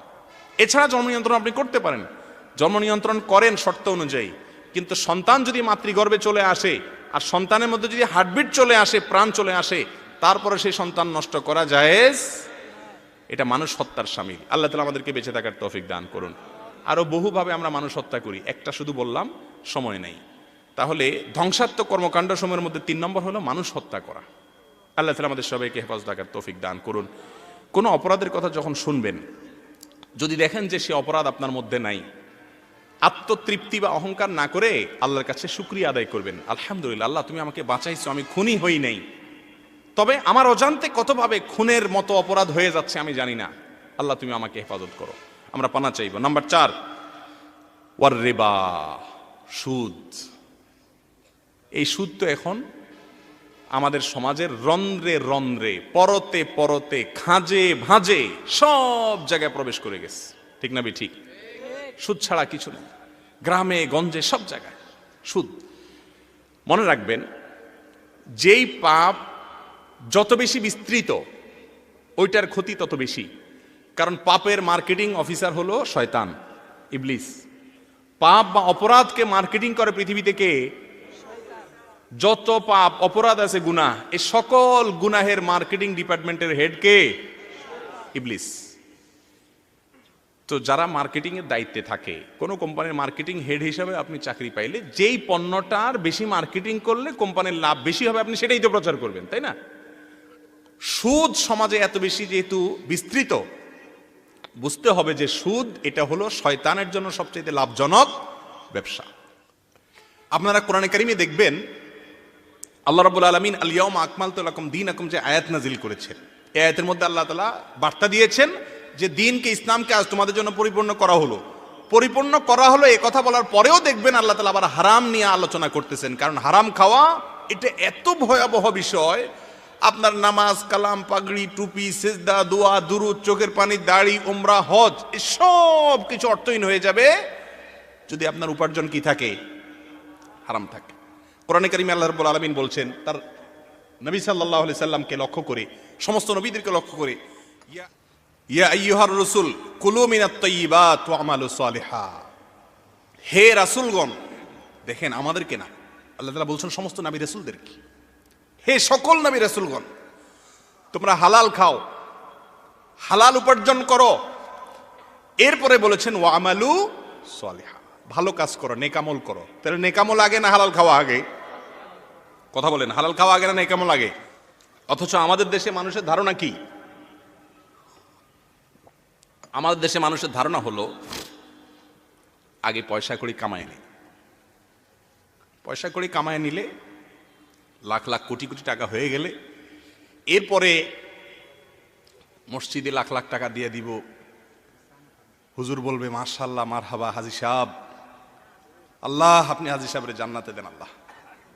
মাহফিলে আইসা লাখ লাখ টাকা ঘোষণা করে দিব, মাহফিলের বক্তা, বক্তার বাপ মা 14 গোষ্ঠী সব হুজুর মিলায় বলবে আল্লাহ হাজী সাহেবের আল্লাহ জান্নাতের একেবারে মাঝখানে মেলা মারেন আল্লাহ। আমাদের দেশে বেশিরভাগ মানুষের চিন্তাধারা হলো এরকম যে আরে আগে পয়সা কড়ি কামায়নি, ধরে নি, পয়সা হলে বাঘের কল্লাও পাওয়া যায়, বাঘের কল্লা যেহেতু পাওয়া যায় আল্লাহকেও পাওয়া যাবে। ভাইরা আমার, 2 নম্বর পথে উপার্জন করে এরপরে আল্লাহকে খুশি করার চেষ্টা, এটা কোনো সুস্থ চেষ্টা না। এজন্য একজন ইমানদার মানুষ হালাল উপার্জন করবে। সবচেয়ে বড় বুজুর্গ অলি দেখতে চান? আমাদের দেশে দেখা যায় সারা জীবন আকাম কুকাম করে সরকারি বেসরকারি চাকরিতে ঘুষ, দুর্নীতি, হারাম, বাজবিচার নাই, সুদের কারবার করে এরপরে লাখ লাখ টাকা হওয়ার পরে লম্বা দাড়ি টাড়ি নিয়ে, জুব্বা টুব্বা লাগায়া, তুসবি তাহলিল নিয়া মসজিদের সামনের কাতারে বসে সভাপতি সেক্রেটারি হয়ে, হাজী সাহেব গাজী সাহেব হয়ে সুবহানাল্লাহ আলহামদুলিল্লাহ, মসজিদ থেকে ঠেলেও বাইর করা যায় না। মুয়াজ্জিন বলে চাচা বাইরে যাবেন না, এটা দরজা আটকাইতাম, আমার টিউশনি আছে। তোমরা সব ধান্দা দুনিয়া দুনিয়া দুনিয়া, তোমরা মসজিদে চাকরি করো, শুধু পয়সা তোমাদের, আর কত চাই? কয়টা টিউশনি করো হুজুর মানুষ, এত পয়সা দিয়ে কি করো? আল্লাহ বিল্লাহ করো, আল্লাহর ঘরে মানুষকে ইবাদত করতে দাও না। কি বুজুর্গ দেখছেন নি? আকাম কুকাম করে টাকা পয়সার পাহাড় বাড়ে। হাজী সাহেব এখন কি ধরছে? তসবিহ ধরছে। দুনিয়ার মানুষ আপনার ব্যাকগ্রাউন্ড জানে না। দুনিয়ার মানুষ, এলাকা মানুষ দেখে আল্লাহ চাচা জান কত বুজুর্গ মানুষ, কিন্তু আপনি যে কত নম্বরের ঠকবাজ, টিনচোর, গমচোর, দুর্নীতিবাজ, হারামখোর, সুদখোর, ঘুষখোর, অন্যের হক নষ্ট করেছেন, আইল ঠেলেছেন, হক মেরেছেন, ভাই বোনের হক দেন নাই, অধিকার দেন নাই, সেটা তো আল্লাহ তাআলা জানেন কি জানেন না? মানুষের চোখে ধুলি দেওয়া যায়, আল্লাহর চোখে ধুলি দেওয়া, আল্লাহর দৃষ্টিতে ধুলি দেওয়া যায় না। এই জন্য ভাইরা আমার, সুদের কারবার থেকে বেঁচে থাকার চেষ্টা করা। বিশেষ করে সুদ দুই ধরনের মানুষ বেশিরভাগ নেয়। উচ্চবিত্ত, তারা ব্যবসা বাণিজ্যের জন্য ব্যাংক থেকে মোটা দাগে সুদ নেয়, সুদি লোন নেয়। আর গরিব মানুষ গ্রামাঞ্চলে বিশেষ করে দেখা যায় যে সুদ নেয় ছোটখাটো কোনো ব্যবসা বাণিজ্যের জন্য। আছে না এগুলো আমাদের মধ্যে? এই সব ধরনের সুদ থেকে বেঁচে থাকতে হবে। আল্লাহ তাআলা কোরআনে কারীম কি বলেছেন দেখেন, আহাল্লাল্লাহুল বাইআ ওয়া হাররামার রিবা। আল্লাহ তাআলা বেচা কিনাকে, ব্যবসাকে হালাল করেছেন আর সুদকে হারাম করেছেন। শুধু তাই না, আল্লাহ বলেছেন যারা সুদ থেকে এখনো ফিরে আসছো না, ফাআযানু বিহারবিন মিনাল্লাহি, আল্লাহ এবং তার রাসূলের বিরুদ্ধে যুদ্ধের জন্য প্রস্তুতি নাও। আচ্ছা আপনি বলেন, কত হারাম কাজের কথা আল্লাহ কোরআনে বলেছেন, কত হারাম, জেনা, ব্যভিচার, মা বাবার অবাধ্যতা, কত হারামের বিবরণ আল্লাহ কোরআনে দিয়েছেন। একটা হারামের পরে এরকম শক্ত কথা আল্লাহ বলেন নাই, আল্লাহর বিরুদ্ধে যুদ্ধ ঘোষণা। এই জন্য শয়তান দেখবেন যে সুদ ছাড়া কোথাও নাই, সব জায়গায় সুদকে এত সুন্দরভাবে বিস্তৃত করে দিয়েছে শয়তান যে সুদ থেকে বাঁচার কোনো উপায় নাই। কেন? কারণ শয়তানের মার্কেটিং এর সবচেয়ে লাভজনক আইটেম হলো কি? সুদ। আল্লাহ তাআলা আমাদেরকে বুঝার তৌফিক দান করুন। ভাইরা আমার, বাড়ি করবেন, দোকান করবেন, ব্যবসা করবেন, সুদের লোন নিচ্ছেন। বেঁচে থাকার জন্য খুব বেশি পয়সা কড়ির প্রয়োজন হয়, রাস্তায় ঘুরলে একটা মানুষের পেট চলে যায়। যাদের জন্য হারাম কাজ করছেন সেই পরিবার আপনার অপরাধের দায় কিয়ামতের দিন নিবে। আল্লাহ তাআলা আমাদেরকে হারাম থেকে বেঁচে থাকার তৌফিক দান করুন। এই যুগে নামাজি কালামি মানুষ পাওয়া যায়, সহি আকীদার মানুষও পাওয়া যায়, কিন্তু হারামকে না বলার মতো শক্ত ঈমানওয়ালা মানুষের সংখ্যা খুব। হুজুর, মুফতি সাহেব, বক্তা সাহেব, শেখ সাহেব, কত সাহেব আছে, হারাম এটাকে না করার মতো ইমানের শক্তি খুব কম সাহেবের মধ্যে আছে। আল্লাহ তাআলা আমাদেরকে সেরকম হিম্মত দান করুন। হারামকে না করবো তো ইনশাআল্লাহ, সন্দেহ হলেও ছুঁড়ে ফেলে দিব, ছুঁড়ে ঘৃণা পরে ছুঁড়ে ফেলে দিব, এটা আমার না, আমার দরকার নাই। আল্লাহ তাআলা আমাকে জান্নাতে দিবেন ইনশাআল্লাহ বিসমিল্লাহ। বাইরে আমার, তাহলে ধ্বংসাত্মক 7টি বিষয়ের ভিতরে 4 নম্বর ধ্বংসাত্মক বিষয় হলো সুদ খাওয়া, আর 5 নম্বর হলো ইয়েতিমের মাল ভক্ষণ করা। ইয়েতিমের মাল ভক্ষণ করা। ইয়েতিম বলা হয় ওই শিশুকে যে শিশুর বাবা মারা গেছে, প্রাপ্তবয়স্ক হওয়া পর্যন্ত, বালেগ হওয়া পর্যন্ত তাকে কি বলা হয়? ইয়েতিম বলা হয়। ইয়েতিমের মাল খাওয়াকে আল্লাহ তাআলা কোরআনে কারীমে বলেছেন আগুন খাওয়া, জাহান্নামের আগুন খাওয়া। ইয়েতিমের মাল এটা আমরা বিভিন্নভাবে ভক্ষণ করি বা ভোগ করি। যেমন কথার কথা, ইয়েতিমের বিষয়টা এত বেশি সেন্সিটিভ যে আপনার আত্মীয় স্বজনের ভিতরে কোনো ইয়েতিম শিশু আছে, আপনি সেই ইয়েতিম শিশুর হক আদায় করছেন না, বরং তার হক তসরুফ হচ্ছে। আপনি জানেন আপনি ইয়েতিমের বাপ নাই, আপনি তার বাপের জায়গা অভিভাবকত্ব করে তার হককে উদ্ধার করার চেষ্টা করছেন না, তাহলে আপনিও এক ধরনের অপরাধে লিপ্ত। ইয়েতিমের বিষয়টা আল্লাহর কাছে এত সেন্সিটিভ। দেখেন, প্রিয় নবী সাল্লাল্লাহু আলাইহি সাল্লাম বলেছেন, জান্নাতে আমার সাথে থাকতে চাও? আনা ওয়া কাফিলুল ইয়াতীমি কাহাতাইন, এই দুইটা আঙ্গুল যেরকম পাশাপাশি আছে, ইয়েতিমের যে দায়িত্ব নেয় ওই ব্যক্তি আর আমি, নবীজি বলছেন আমি এবং সেই ব্যক্তি জান্নাতে এরকম পাশাপাশি থাকবো। আমাদের দেশে আমলটা নাই এখন ভাই, ইয়েতিমের অভিভাবকত্ব নাই। আরব দেশগুলোতে যদি আপনি যান, মিডল ইস্টে, অবাক হয়ে যাবেন। ওরা শুধু দুইটা খাত খোঁজে, আরাবিয়ানরা দানের জন্য দুইটা খাত খোঁজে। বাঙালিরা যে এখন বলে শেখ আমাদের দেশে গরিব দেশ, কিছু দান টান করো, ওরা দুইটা খাত বলে, চুজ করে। এক হলো ইয়েতিম, আরেকটা হলো সদকায়ে জারিয়া, স্থায়ী কাজ। এই জন্য দেখবেন মসজিদ, টিউবওয়েল, নলকূপ, অজুখানা, এরকম স্থায়ী কাজগুলো দেখবেন আরাবিয়ান বিভিন্ন সংস্থাগুলো থেকে করা আছে। আর ইয়েতিমের অরফানেজের দায়িত্ব গ্রহণ, এটা তাদের মধ্যে আছে। আমাদের দেশে আমলটা যারা আলহামদুলিল্লাহ দান সদকা করেন, লক্ষ লক্ষ টাকা দান করেন, এরকম অনেক আল্লাহ তাআলার দানবীর বান্দা আছে, সব খাতে দান করে, কিন্তু এই গুরুত্বপূর্ণ, সবচেয়ে গুরুত্বপূর্ণ খাতটাতে দান করা হয় না, ইয়েতিমের দায়িত্ব পালন হয় না। ইয়েতিম মানে কি আমাদের দেশে? ইয়েতিম মানে হলো মাদ্রাসায় গরিব ভর্তি করায় দিব, লঙ্গরখানার ডাইল পানি খায় মানুষ হবে। তো এরকম কোনো ইয়েতিমের পয়সা দিয়ে দিলাম, এটা ইয়েতিমের দায়িত্ব গ্রহণ করা না। ইয়তিমের দায়িত্ব গ্রহণ করার জন্য নবীজির ভাষাটা দেখেন, কাফেলুল ইয়তিম। কাফেল মানে হলো তার দায়িত্ব নেওয়া, সন্তানের মতো স্থান দেওয়া তাকে। আমাদের দেশে এরকম কয়জনে করে বলেন? আপনারা দেখছেন কাউকে আজ পর্যন্ত যে অমুক মারা গেছেন, তার ছেলেটাকে নিজের সন্তানের মতো ফ্যামিলি মেম্বার হিসেবে যুক্ত করে তার পড়াশোনা, নিজের ছেলের জন্য যেই দামের জামা কিনে তার জন্য সেই দামের জামা কিনে, নিজের ছেলেটার কপালে চুমা খায় তার কপালেও চুমো খায়, নিজের ছেলেটার জন্য ভালো শিক্ষা প্রতিষ্ঠান খোঁজে তার জন্য খোঁজে। এই মাপে এতিমের দেখভাল করা মানুষ আপনারা খুব বেশি দেখছেন? আমি তো দেখিনি। কি করে জানেন? খুব বেশি ভালো হলে বলে যে হুজুর একটা মাদ্রাসা এতিম ছাত্র দেন, আমি তার খরচ দেব। নিজের ছেলে খায় মুরগির রান আর ওই ছেলে খায় জাকাতের ডাল। ঠিক না বে ঠিক? এটা এতিমের প্রতি সদ্ব্যবহার না। আমাদের দেশে অবশ্য করে অনেকে, এতিম ছেলে মেয়ে পাইলে, বিশেষ করে গরিব ফ্যামিলির কেউ যদি হয় তো অনেকে নিয়ে আসে, নিজের ঘরে নিয়ে আসে। সেটা কেন আনে? আল্লাহকে খুশি করার জন্য না, ওইটা হলো নিজের ছেলে মেয়ে হয় না, দত্ত কানে। আছে না নেই? কিরে ভাই মাইকালা শুধু শোষো করতেছে সারাক্ষণ, কই মাইকালা? এত শোষো করলে মাইক কেমনে চলবে? কথা তো আস্তে আস্তে বললেও শোষো করে তোমার মাইক, ঠিক করো ভাই। জি,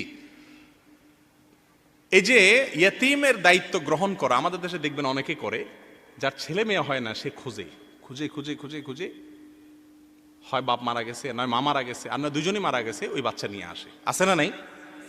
এই আনাটা কেন আনে? কথা বলেন। হ্যাঁ, হয় নাই। এটা এই জন্য আনে যে একটু বাপ ডাক শুনতে চায়। কি শুনতে চায়? তো ছেলে না, একটা মেয়ে না, একটু আব্বা ডাকে না, এই ছেলেটা আব্বা ডাকলে একটু ভালো লাগবে। মহিলা আনে আম্মা ডাক শোনার জন্য, তাই না? তাহলে তো আলটিমেটলি এটা আপনার নিজের চাহিদা পূরণের জন্য আনলেন। আল্লাহর কাছে এর জন্য কোনো সওয়াব আশা করা কঠিন। সন্তান যদি কেউ লালন পালন করেন অন্যের সন্তান, এটা সওয়াবের কাজ, কিন্তু উদ্দেশ্য হইতে হবে কার জন্য? সন্তান আনার পরে ওই সন্তানকে কার সন্তান হিসেবে পরিচয় করাইতে হবে? তার জন্মদাতা বাপের। আল্লাহ কোরআনে বলেছেন উদউহুম লিআবাইহিম হুয়া আকসাতু ইনদাল্লাহ। যারা কোনো পালক সন্তান রেখেছো তাদেরকে তাদের বাপের নাম ধরে ডাকবা। এলাকাতে যদি ওই ছেলেকে ছোটবেলা নিয়ে আসছেন, এরপরে মার্কেটে এমনভাবে খাওয়াই দিয়েছেন সবাই জানে এটা আপনার ছেলে, আসলে আপনার ছেলে না, এটার জন্মদাতা বাপ অন্য কেউ। মরণ পর্যন্ত তার ওই কাগজপত্রে, শিক্ষা সার্টিফিকেটে, পাসপোর্টে সব জায়গায় কার নাম লেখা থাকতে হবে? ওই বাপের নাম। অনেক সময় বাচ্চাদেরকে ওই বাপের নামও নিতে দেওয়া হয় না, জানেও না বাচ্চা তার আসল বাপকে। এগুলো আছে না আমাদের সমাজে? অনেক মায়েরা আছেন, অনেক বাপেরা আছেন। হারাম, এটা কবিরা গুনাহ। সওয়াব তো হবে না, উল্টা আরো গুনাহ হবে। লালন পালন যদি করতে চান শুধু আল্লাহর কাছ থেকে বিনিময় পাওয়ার আশা করবেন, আর ওই ছেলেকে তার বাপের সাথে মায়ের সাথে পরিচয় করাবেন এবং বলবেন বাবা তোমাকে লালন পালন করে দিচ্ছি আল্লাহকে খুশি করার জন্য, বিনিময় তোমার কাছ থেকে দরকার নাই, আখিরাতে নেব ইনশাআল্লাহ। আর তোমার দায়িত্ব হলো তোমার জন্মদাতা মা বাপ যেখানে থাকুক না কেন তাদের খোঁজ খবর নিয়ে সেবা করা। হ্যাঁ, অবশ্যই সে বাচ্চার দায়িত্ব যারা লালন পালন করেছেন তাদের প্রতি হাল জাযাউল ইহসানে ইল্লাল ইহসান, সেটা ভিন্ন বিষয়। কথা কি বুঝাতে পারছি? অতএব ইয়তিমদের লালন পালন আমাদের সমাজে হয় না, হয় না। নিজের ছেলের মতো একই মর্যাদা দিয়ে করা হয় না। আল্লাহ তাআলা আমাদেরকে করার তৌফিক দান করুন। একটা ইয়তিমের দায়িত্ব নেন যাদের আল্লাহ সামর্থ্য দিয়েছেন, খোঁজ খবর নিয়ে গ্রামে গঞ্জে পুরো স্ট্যাটাস দিয়ে নিজের ছেলের মতো করবেন তো ইনশাআল্লাহ। অনেক ওলামা ইকরাম আছেন, আমি নিজেও চেষ্টা করি যে পরিবার থেকে অন্তত একটা ইয়তিম যেন দায়িত্বভার গ্রহণ করা হয়। আল্লাহ আমাদেরকে তৌফিক দান করুন। তাহলে 5 নম্বর অপরাধ হলো ভাই, ধ্বংসাত্মক গুনাহ হলো ইয়তিমের মাল ভক্ষণ করা। 6 নম্বর হলো আত-তাওয়াল্লি ইয়াউমাজ জাহফ, কখনো জেহাদ শুরু হলে যুদ্ধের ময়দান থেকে পলায়ন করা, এটা হারাম কাজ। এটা কি কাজ? হারাম কাজ। মুমিন কখনো ভীরু হতে পারে না, মুমিনকে বীর হতে হয়, মুমিনকে সাহসী হতে হয়। মুমিন কখনো ভীরু বা ভীতু এটা হতে পারে না। যুদ্ধের ময়দানে পলায়ন করা এটা বীরের কাজ না ভীরুর কাজ? কখনো যুদ্ধ বা জেহাদ যদি ফরজ হয় তখন সেই জেহাদের ময়দান থেকে পলায়ন করে চলে আসা এটা কবিরা গুনাহ। এই কাজটা যদি কেউ করে তাহলে সে ধ্বংসাত্মক কাজ করেছে।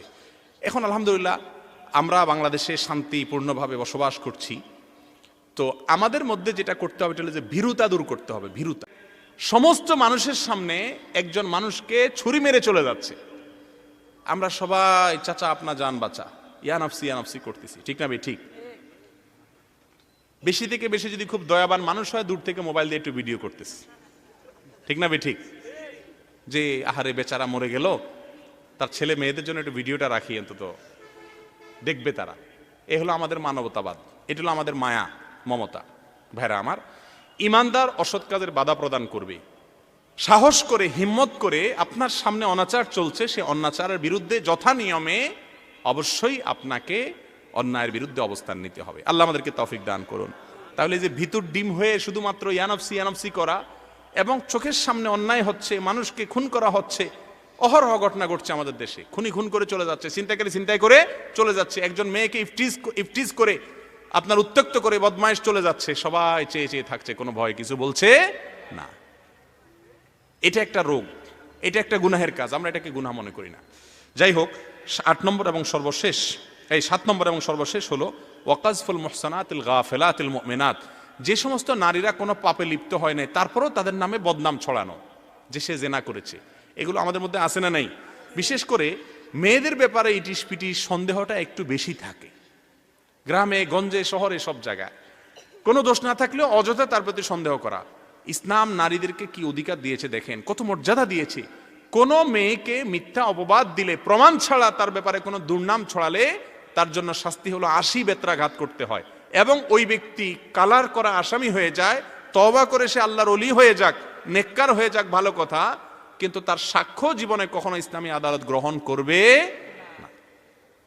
এত ডেঞ্জারাস কথা কোনো নারীর ব্যাপারে অপবাদ দিলে। তাহলে বোঝা গেল যে ইসলাম নারীদেরকে অনেক বেশি মর্যাদা দেওয়ার কথা বলেছে। তাদের চরিত্র হনন করা এটা ডেঞ্জারাস অপরাধ। বিশেষ করে সামান্য কিছু দেখলেন, রাত্রে হয়তো কোনো দিক থেকে আসছে, কোত্থেকে আসছে না জানি, কোনো আকাম কুকাম করে আসছে। এ ধরনের রোগ আমাদের মধ্যে আছে না নাই? না জেনে ধারণা করা। নবী সাল্লাল্লাহু আলাইহি সাল্লাম আমাদেরকে বলেছেন যে তোমরা কখনো মানুষের প্রতি কুধারণা করবে না। অতএব এটা নারীদের বেলা শুধু খাস না, ছেলেদের বেলাও একই কথা প্রযোজ্য। ছেলেরাও যদি কোনো রকম অন্যের প্রতি এরকম কোনো বাজে ধারণা করে, বাজে মন্তব্য করে, সেটা গুনাহের কথা। আজকাল কুধারণা, এটা তো আমাদের একটা ইন্টারেস্টিং ইবাদত, খুব টেস্টি একটা, ইবাদত বলছি, গুনাহ।